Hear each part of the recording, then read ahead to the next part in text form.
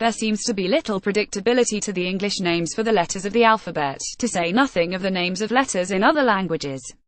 Some began with an easy neg sound F, L, some end in an E sound T, D, and others have no obvious rhyme or reason to them at all. How did they get that way? The vowels are all named after the long forms.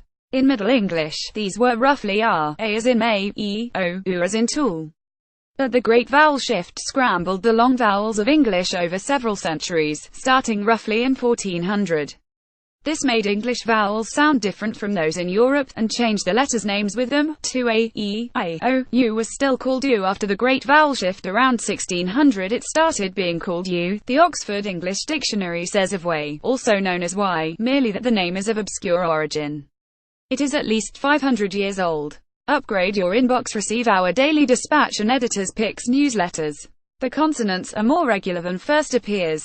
The English pronunciations use a modified form of the system handed down from Latin. Stop consonants, those that stop the airflow entirely, get an E sound after them. Think B, D, P and T consonants with a continuing airflow get an easy neg sound at the beginning instead F, L, M, N, S, X. There are a couple of exceptions. C and G have both stop and non-stop hard and soft sounds, as seen in cat and scent, and gut and gin. They are called C, I and G because in Latin they were only stop consonants and so follow the same naming rules as B and D. Why they are not pronounced Ki and Gi is unclear. Other anomalies require a bit more explanation. R, which has a continuing airflow, used to conform to the rule above, and was called A. Its vowel changed to R for unknown reasons. V was used as both a consonant and a vowel in Latin, and so does not fit the pattern above either. It is a fricative, a consonant in which noise is produced by disrupting the airflow, named like a stop. W is a remnant of versasol double life. 2.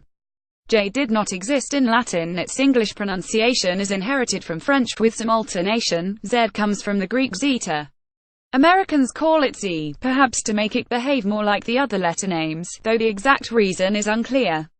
And H is perhaps the greatest weirdo in the alphabet. Its name is descended from the Latin aka, rr or ha, via the French a. The modern name for the letter does not have an H sound in it, in most places. But there is a variant, H, thought by some to be a hypercorrection, an attempt to insert the letter's pronunciation into its name. In the Irish Republic, H is considered standard in Northern Ireland. It is used by Catholics, whereas H is a shibboleth that identifies Protestants.